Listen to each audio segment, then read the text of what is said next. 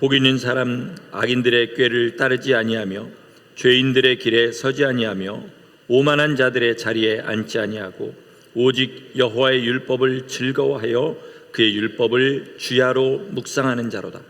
그는 시냇가에 심은 나무가 철을 따라 열매를 맺으며 그 잎사귀가 마르지 아니함 같으니 그가 하는 모든 일이 다 형통하리로다. 악인들은 그렇지 아니하며 오직 바람에 나는 겨와 같도다. 그러므로 악인들은 심판을 견디지 못하며 죄인들이 의인들의 모임에 들지 못하리로다. 무릇 의인들의 길은 여호와께서 인정하시나 악인들의 길은 망하리로다. 아멘. 여러분 잘 아시는 대로 지금 세상은 너무나 어둡습니다. 어둡다는 말은 뭐가 옳은 길이고 무엇이 그른 길인지 분별하기가 힘든 세상이라는 그런 뜻입니다. 사람들이 뭔가를 모를 때 가장 모르는 것이 뭔지 아십니까? 사람이 가장 모르는 거, 자기가 모른다는 사실을 모릅니다. 다 어떤 사람하고도 이야기 보면 다 안다고 생각해요. 그런데 사실은 모르는 것이 너무 많은데 하나님에서는 특별히 모르는 것 투성인데 자기는 충분히 알고 충분히 좋은 성도다 이렇게 생각합니다. 여러분이 어두운 때를 이기고 바로 보고 바로 걸어갈 수 있는 길은 단 한 가지밖에 없습니다. 그것은 무엇이냐면 하나님의 말씀을 있는 그대로 받고 있는 그대로 순종하며 사는 것입니다. 하나님의 말씀을 즐거워해서 주야로 묵상하고 주야로 순종하는 것, 이것 외에는 이 어두운 세상을 이기고 바른 길을 걸어갈 길이 없는 줄 믿으시기 바랍니다. 성경은요, 하늘의 복을 담고 있는 그런 책입니다. 하늘의 복은 한마디로 영원한 복입니다. 땅의 복과는 정반대가 되는 그런 복이에요. 땅의 복은요, 크게 사람들이 추구하는 복이 세 가지입니다. 뭐냐면 땅에서 부자 되는 것, 그렇죠? 그 다음에 무병장수하는 것, 그리고 행복하게 사는 것. 가정을 이루든 뭘 하든 하여튼 자기 나름대로 행복하게 사는 겁니다. 작년에 우리나라 최고 부자였던 이건희 회장이 죽었습니다. 재벌가에서 태어나서 78년을 재벌로 살았습니다. 아무도 누리지 못한 호사를 누렸고요, 아무도 누리지 못한 그런 권세를 누리면서 그렇게 78년간을 살다가 죽었습니다. 그러나 여기 계신 분 중에 지금 그 이건희 회장이 있는 곳에 같이 있고 싶은 분 계십니까? 그렇다면 그가 이룬 부가, 그가 누렸던 부가 복입니까? 저주입니까? 또 무병장수도 마찬가지입니다. 죽음이라는 것 자체가 무병장수가 깨져버렸다는 말입니다. 그러니까 죽으면 아무 소용이 없는 거예요. 그러니까 무병장수라는 건 단지 시간의 문제일 뿐이지 언젠가는 잃어버리는 복입니다. 가정이 화목하고 사랑하는 사람과 함께 사는 것, 그런 행복도 복은 복이에요. 그러나 잘 아시는 대로 사랑이 깊을수록 헤어질 때 아픔은 더 큽니다. 그렇죠? 그러므로 사랑하고 사는 것도 반드시 그렇게 복만은 아니라는 사실을 우리는 잘 알아야 됩니다. 제가 지금 세 가지 복을 이야기했는데 건강하고 돈 많고 그리고 가정이 화목한 거, 행복하게 사는 거, 이 복의 공통점이 있는데 그건 뭐냐면 하나님도 그 복을 줄 수 있지만 마귀도 얼마든지 그것을 줄 수 있다는 사실입니다. 마치 모세가 바로왕 앞에서 어떤 이적을 행하기 시작할 때 처음 세 가지 이적은 바로의 술사들도, 우상 숭배하는 그 요술사들도 행할 수 있었던 것인 것처럼 세상의 부와 명예와 건강과 이런 것들은 마귀도 얼마든지 잠시 줄 수 있는 것이라는 사실입니다. 어떻게 합니까? 우상 숭배자들도 돈 많이 버는 사람 얼마든지 있고요, 건강하게 무병장수한 사람 얼마든지 있고요, 가정이 화목한 사람 얼마든지 있습니다. 뭘 말합니까? 이게 진짜 복이 아니라는 거죠. 그러면 여러분, 진짜 복은 무엇입니까? 하나님께서 함께 하시는 것입니다. 하나님께서 함께 하시는 것이 복입니다.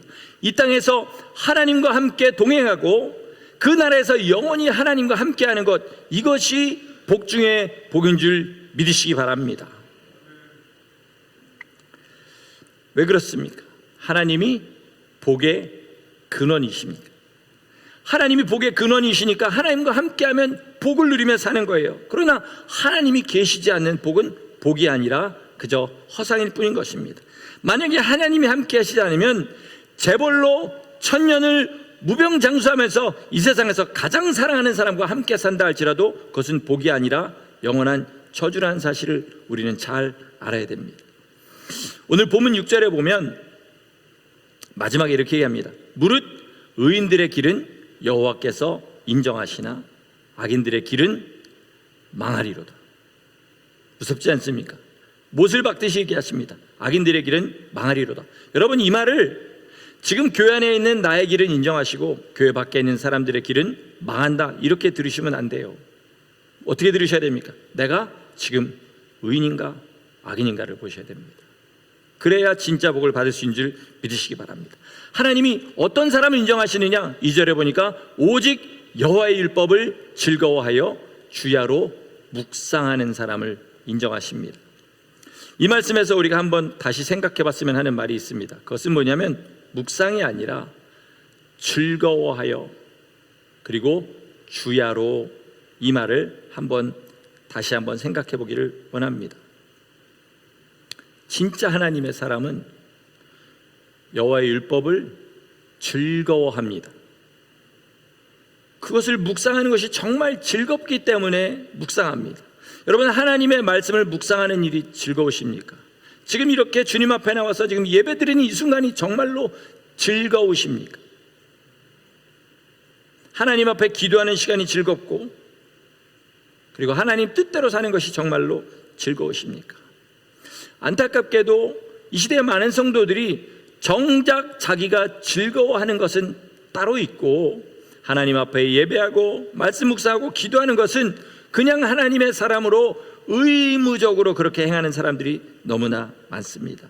지금 주님 앞에 나오신 여러분들은 하나님 앞에 예배하기를, 하나님의 말씀을 묵상하기를, 하나님 앞에 기도하기를 즐거워하는 자가 되시기를 예수 이름으로 축원합니다.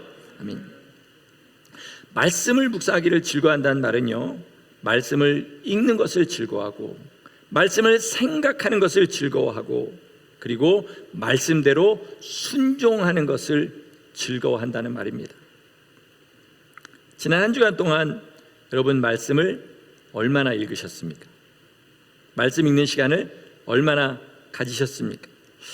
여지껏 어떻게 하셨든지 그것은 다 지난 일입니다. 많이 읽으셨던 조금 읽으셨던 지난 일이에요. 그러나 이 말씀을 듣는 이 순간부터 여러분 날마다 시간을 정해놓고 하나님의 말씀을 읽고 묵상하시기를 부탁드립니다. 이게 정말로 중요합니다. 만약에 말씀을 읽으려고 하시잖아요. 그러면 할 일 다 하고 먹을 것 다 먹고 입을 것 다 입고 그리고 잘 것 다 자고는 못합니다. 어떻게 해야 되냐면 먼저 말씀부터 읽고 그 다음에 나머지를 해야지 말씀을 읽을 수가 있어요. 아멘이십니까? 이게 정말로 중요합니다. 이 일을 하나님 앞에 기도하는 것과 함께 최우선으로 둬야 됩니다. 따로 시간을 내서 하지 않으면 절대로 못해요. 저는 새벽에 일들을 다 합니다. 아침에 일어나서 일단 성경 읽는 시간 1시간 정도 가지고 그 다음에 새벽에 기도하는 시간을 가집니다. 안 그러면 거르는 날이 반드시 생겨요. 그러나 아침에 일어나자마자 아무도 방해하지 않는 그 시간에 제가 먼저 그 일을 할 때 그 일은 날마다 제 삶의 첫 번째 드리는 일이 됩니다. 말씀을 읽는 시간을 꼭 가져야 돼요. 읽었으면 뭐 해야 되냐면 그 말씀을 다시 한번 날마다 생각해야 됩니다. 율법에 보면 사람이 먹을 수 있는 고기와 먹지 못하는 고기를 구별합니다. 먹을 수 있는 고기는 어떤 것들이냐면 굽이 갈라지고 그 다음에 뭐 해야 되죠? 되새김질하는 짐승입니다. 굽이 갈라진다는 얘기는 오늘 말씀과는 상관없는 이야기니까 되새김질한다는 얘기에 대해 생각해 보겠습니다. 지금 얘기하는 순간에 여러분 되새김질이 뭔지 잘 이해하실 줄 믿습니다. 소는요, 제가 어저께 이 말씀 준비한 찾아보니까 위가 5개나 있다고 합니다. 그래서 자기가 일단은 앞에 풀이 있으면 그냥 막 씹어서 넘긴다고 해요. 그리고 풀이 없을 때, 시간이 있을 때 그것들을 꺼내서 다시 거기다 침을 묻혀가지고 소화가 잘 될 수 있도록 해서 또 다른 위에 그렇게 집어넣는다고 합니다. 이게 되새김질입니다. 우리가 말씀을 읽었으면요, 하루 종일 시간 날 때마다 그 말씀을 묵상해 봐야 돼요. 하나님의 편에서 하나님께서 도대체 무슨 뜻으로 이 말씀을 주셨을까 라고 생각하는 그 시간을 반드시 가져야 됩니다. 성경을 읽으시는 분들은 알겠지만 성경을 읽을 때마다요, 분명히 여러 번 읽은 구절임에도 불구하고 거기서 새로운 은혜를 발견합니다.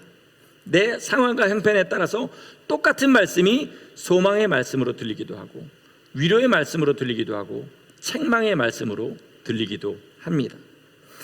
그렇게 잘 안다고 생각하는 구절에서 새로운 것들을 발견할 때마다 정말로 말씀이라는 것이 이런 것이구나 생각하고 말씀을 읽는 시간이 날마다 더욱더 즐거워집니다. 그런데 이렇게 즐겁다 할지라도 시간을 내지 못하면 못 읽고 거르는 날이 참 많다는 것입니다. 많은 분들이 이제 이야기를 성경 좀 읽으세요 이렇게 얘기하면 이제 공통적으로 하는 말이 있습니다. 뭐냐면 읽어도 잘 모르겠어요. 근데 대부분 그렇게 얘기하시는 분들은 성경을 한 번 내진 두 번 아니면 한 번도 안 읽으신 분들이 대부분이에요.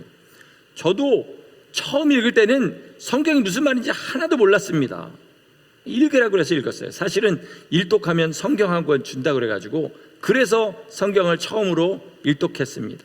그리고 2독, 3독 점점 성경을 읽어가면 읽어갈수록 오늘날까지 이제는 점점 읽을 때마다 옛날에는 오리무중이었던 말씀들이 점점 깨달아져 갑니다. 어떻게 해서 이렇게 된다고요? 계속해서 읽으셔야 됩니다.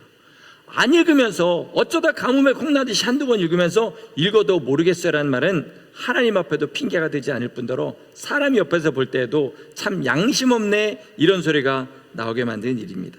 열심히 성경을 읽으셔야 됩니다. 그리고 묵상하셔야 됩니다. 그리고 더 중요한 것이 있는데 성경을 읽고 묵상했으면 반드시 순종하셔야 됩니다.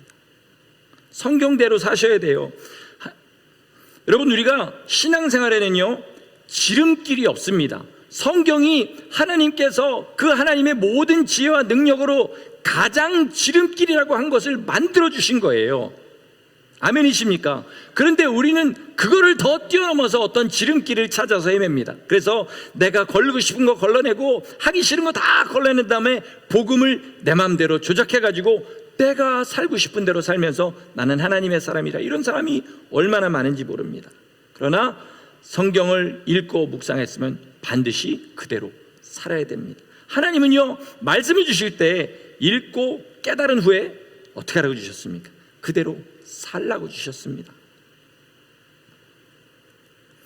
말씀을 묵상만 하고 순종하지 않는 사람은요 밥상 다 차려놓고 그걸 먹지 않아서 굶어 죽는 사람과 똑같은 겁니다. 그래서 우리 주님께서 뭐라고 하시냐면 나더러 주여 주여 하는 자가 천국에 들어갈 것이 아니라 하늘에 계신 내 아버지 뜻대로 뭐하는 자라야? 행하는 자라야 들어갈 것이다. 못을 박듯이 말씀하셨어요. 말씀을 열심히 읽고 묵상도 많이 하는데 사는 모양은 말씀과 다르다. 그러면 아무 유익이 없는 것입니다. 이 시대 교회에 모순적인 말 중에 하나가 이겁니다. 저 사람 신앙은 좋은데 사람은 영 별로야. 왜 이게 말이 안 됩니까? 신앙이 좋다면 인간도 변할 수밖에 없습니다. 왜요? 신앙이 좋다는 얘기는 하나님의 말씀대로 생각하고 산다는 얘기 때문에 그렇습니다. 내가 하나님의 그 신앙을 가지고 복음을 믿고 복음대로 그렇게 구원받기를 소망하며 사는 사람이 세상에서 비도덕적인 일로 욕을 먹고 내 인격이 삐뚤어진 것 때문에 욕을 먹는다, 이게 계속된다 그러면 그 사람 뭔가 잘못된 사람이라는 것입니다. 사도행전 13장에 바울이 유대인들을 향해서 이렇게 얘기합니다. 뭐라고 얘기하냐면 안식일마다 외우는 바 선지자들의 말을 알지 못함으로 예수를 정죄하여 선지자들의 말을 응하게 하였도다. 여러분, 이 사람들은 성경을 읽고 묵상하다 못해 방금 뭐라 그래요? 달달 외웠어요. 달달 외웠는데 그게 무슨 말인지를 몰랐습니다. 그래서 똑같은 유대인들이 할지라도 어떤 사람은 예수님을 메시아로 만나서 구원을 받았고요, 어떤 사람은 겨우 메시아를 죽이는 그 예언을 응하는 데 쓰임받고 그 인생이 끝난 사람도 있습니다. 어디서 이 차이가 갈렸을까요? 바리새인 중에 예수님께 나왔던 바리새인이 있습니다. 그 대화 내용이 요한복음 3장에 있습니다. 누구죠? 니고데모였습니다. 여러분, 니고데모가 왜 그 저녁에 예수님을 찾아왔을까 한번 생각해 보시기 바랍니다. 이 사람은요, 주의 말씀을 잘 아는 성경의 선생이었고, 그리고 그대로 살아보려고 온 힘을 다한 사람이었어요. 정말 살아보려고 했더니 도저히 율법에는 길이 없다는 걸 깨달은 것입니다.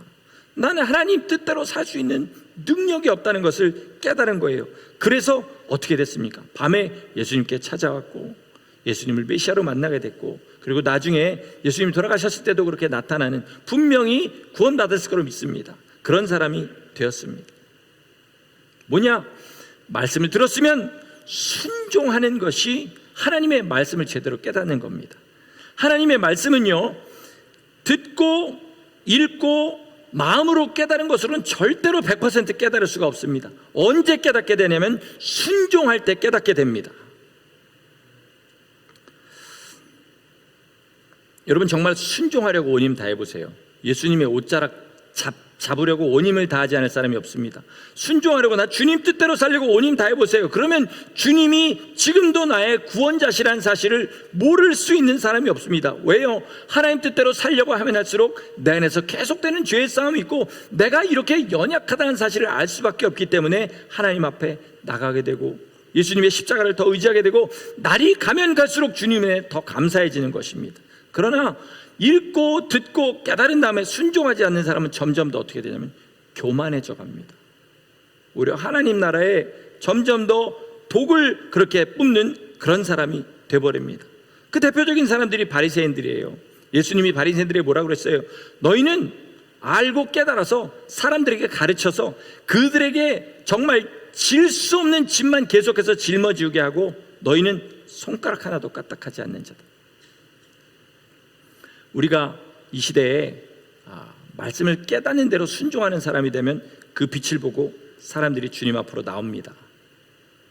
교회 안에서 하나님께서 직분을 맡겨주신 사람들이 말씀대로 순종하고 겸손히 섬기면 믿음이 연약한 자들이 그 사람들을 보고 주님 앞으로 나옵니다. 아멘이십니까? 제가 또 얼굴이 많이 굳었나 봅니다. 심각한 설교를 하다 보면 얼굴이 무서워진다는 그런 얘기가 있는데, 앞으로 좀 웃으면서 하도록 하겠습니다. 지금 교회마다 말씀을 전하기만 하고 말씀대로 살지 않는 목사들이 넘치고요, 아멘만 하고 말씀대로 살지 않는 중직자들이 넘칩니다. 그러다 보니까 교회가 세상에서 욕을 먹고 교회 안에 들어왔던 사람들이 상처받고 나가는 일이 많이 생기죠. 성경을 알수록 겸손해질 수밖에 없는 것이요, 하나님을 모른다는 것을 더 알게 됩니다. 하나님의 하나를 알면은 나는 하나님의 열을 모른다는 사실을 알게 돼요. 그리고 계속 하나님이 더 궁금해지고, 그리고 하나님 앞에 겸손하게 나갈 수밖에 없는 겁니다. 그래서 하나님 뭐라 그러시냐면, 내 길은 너희 길과 다르다, 내 생각은 너희 생각과 다르다, 동이 서에서 멀고 하늘이 땅에서 먼 것처럼 나는 너희와 분명히 다른 존재라는 것을 성경에서 말씀하십니다. 그러니까 하나님이 보시는 것과 사람이 보는 것은 완전히 다르다는 거예요.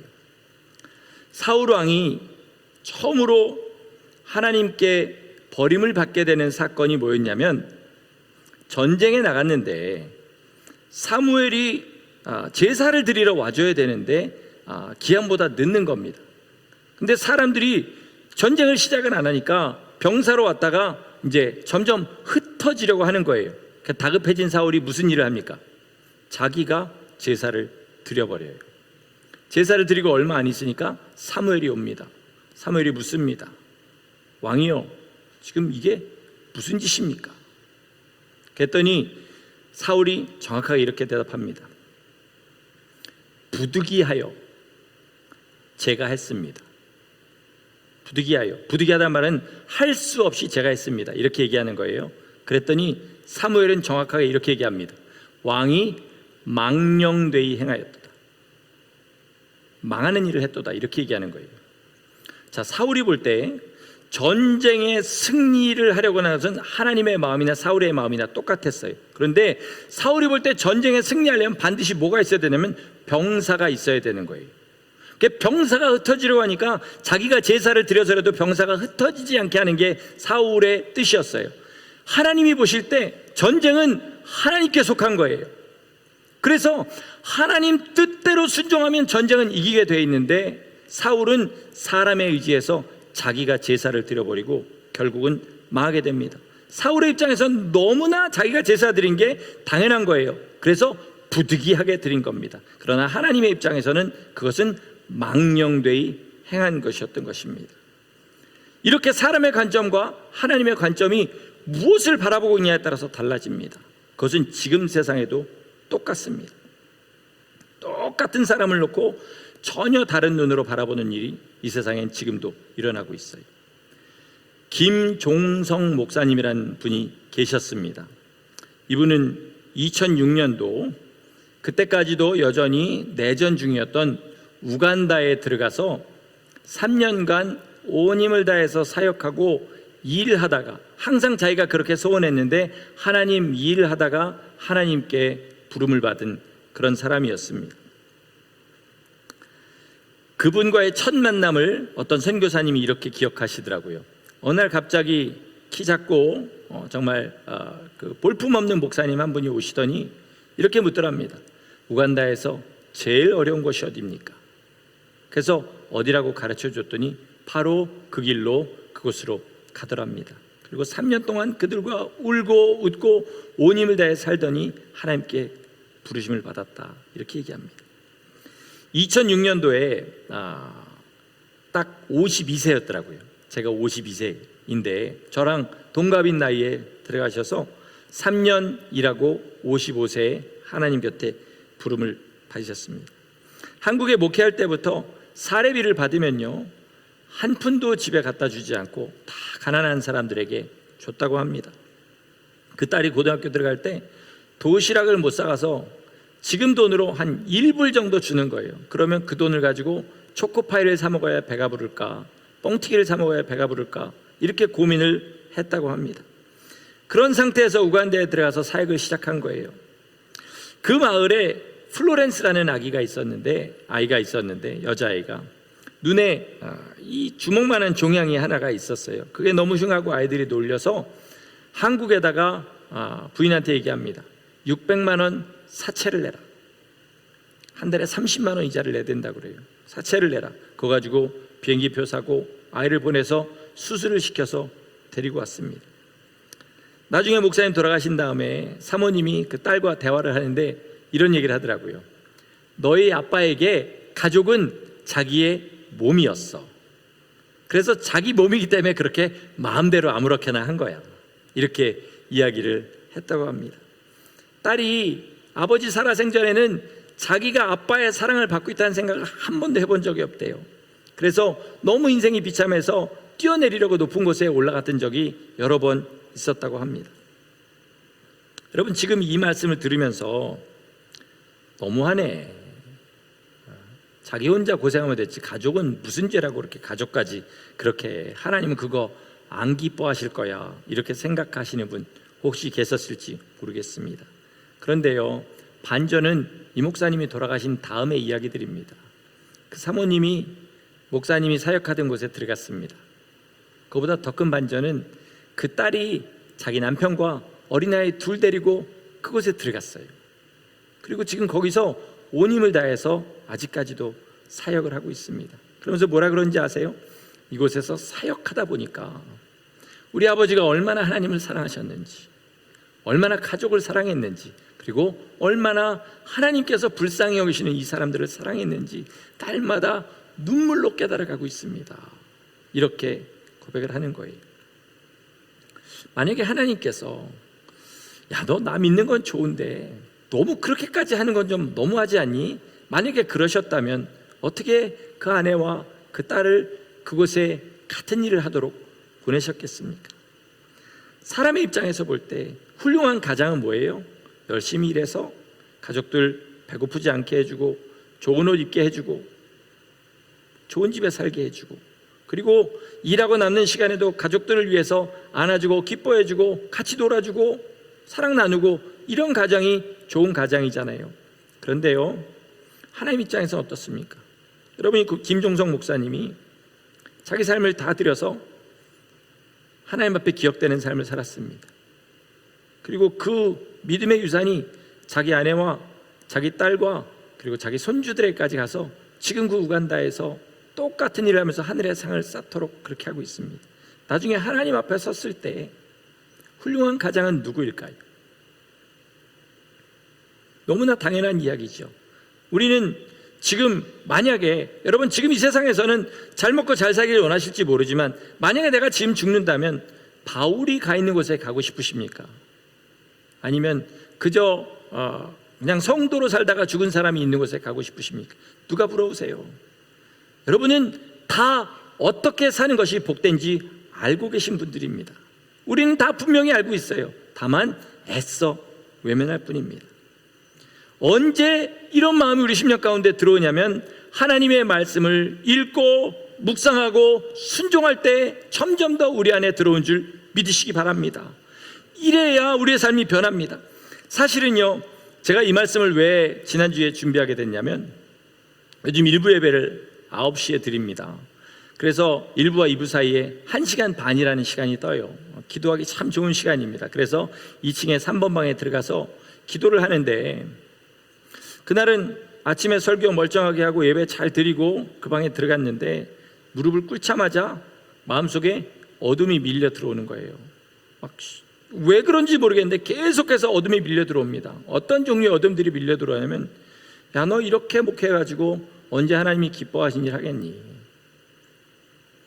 너 하나님이 부르신 종 맞니?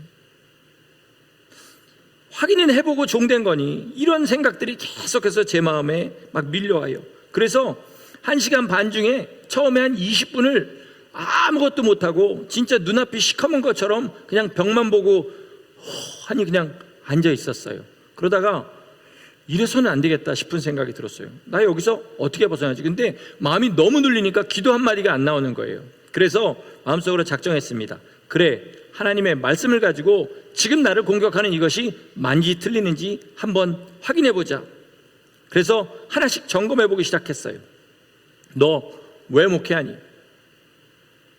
하나님의 나라와 하나님의 영광을 위해서 합니다.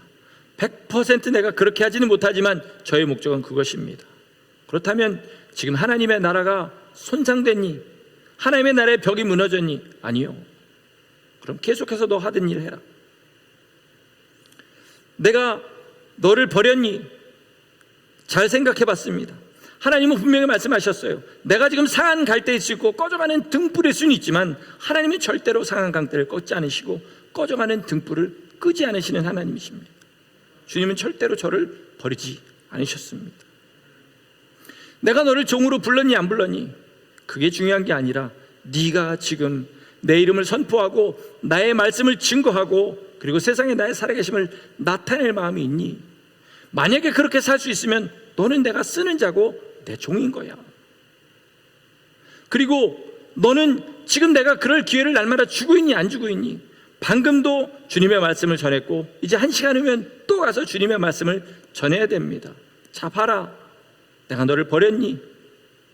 네가 하는 일이 헛되니? 네가 정말로 내가 쓰는 자가 아니니? 확인해 보니까 마음에 이렇게 하나씩 하나씩 어둠이 거쳐가서 나중에는 마음에 그동안에는 정말 느끼지 못했던 빛이 제 안에 차고 충만한 걸 느끼고 1시간 충만하게 기도했습니다. 그리고 내려와서 주님의 말씀을 전했더니 이전에 느끼지 못했던 그런 자유와 기쁨들이 예배를 통하여 저한테 임재하는 것을 느끼게 됐습니다. 여러분 어떠십니까? 그런 걸로 눌리지, 그런 시간이 정말로 많으시지요. 믿음이 있는 사람일수록 더합니다. 마음에 막 눌려요. 그러면 어떤 사람은요, 눌리는 것만 없애려고 해요. 그래서는 안 됩니다. 어떻게 되냐면 하나님의 말씀으로 하나씩 하나씩 점검해 나가고요. 그리고 아닌 것은 이렇게 떨쳐버리고 그리고 내 삶에서 불순종하는 것은 순종으로 바꿔나가야 돼요. 그렇게 하면서 하나님 안에 자유를 얻는 것, 이게 말씀의 능력인 줄 믿으시기 바랍니다. 마귀는 끊임없이 공격합니다. 더 믿으려고 할수록 하나님 뜻대로 살려고 할수록 그런 사람이 있어서는 안 되기 때문에 온 힘을 다해서 공격합니다. 그럴 때 우리를 살리는 것이 무엇이냐? 하나님의 말씀으로 나를 다시 한번 확인하고 하나님의 말씀으로 하나님의 뜻을 다시 한번 확인하고 그리고 하나님의 품 가운데로 달려가는 것입니다. 그런데 이러려면요, 꼭 한 가지 필요한 것이 있습니다. 그건 뭐냐면 하나님의 말씀에 자기의 일생을 다 걸어야 됩니다. 하나님의 말씀에 자기 일생을 다 걸어야 돼요. 이 말은 뭐냐면 내 일생 하나님의 말씀대로 살겠다, 작정이 필요하다는 말씀입니다. 똑같은 돈을 벌어도요, 똑같이 주의 천부를 벌어도 어떤 사람은 자기 먹고 입고 사는데 다 써버립니다. 어떤 사람은 그것도 모자라서 카드 빚까지 내면서 그렇게 사는 사람도 있습니다. 어떤 사람은 정말 필요한 데만 쓰면서 그 돈을 저축하는 사람이 있어요. 자, 이 사람들의 1년 후, 2년 후, 3년 후가 어떨지 우리는 너무나 잘 알고 있습니다. 하나님께서 똑같은 예수 이름 주셨습니다. 똑같은 십자가 주셨고, 똑같은 보혈을 흘려주셨고, 같은 성령을 우리에게 허락해 주셨습니다.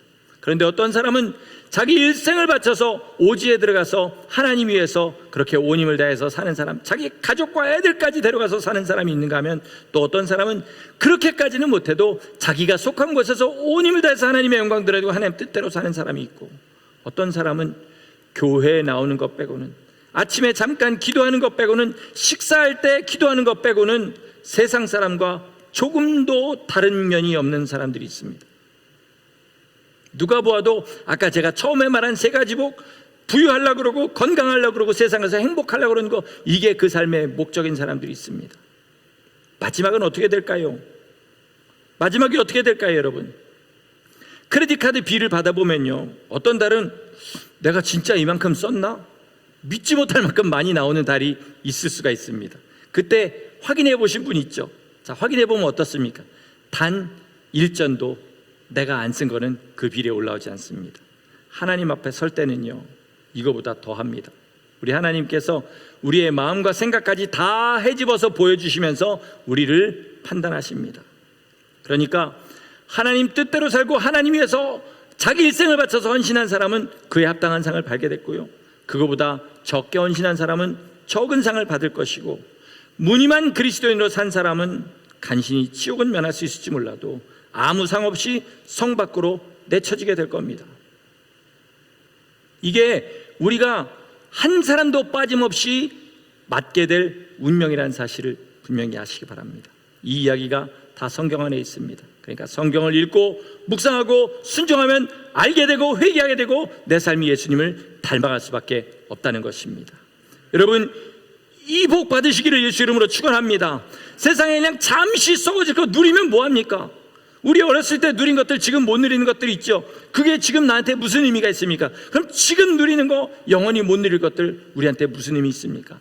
여기에 속지 마시고 오직 여호와의 율법을, 하나님의 말씀을 즐거워하고 주야로 묵상하여서 내 삶이 예수님 닮아가고 영원하게 우리에게 주신 그 복을 영원히 누릴 수 있는 복되고 귀한 성도들 되시기를 예수 이름으로 간절히 축원합니다. 아멘.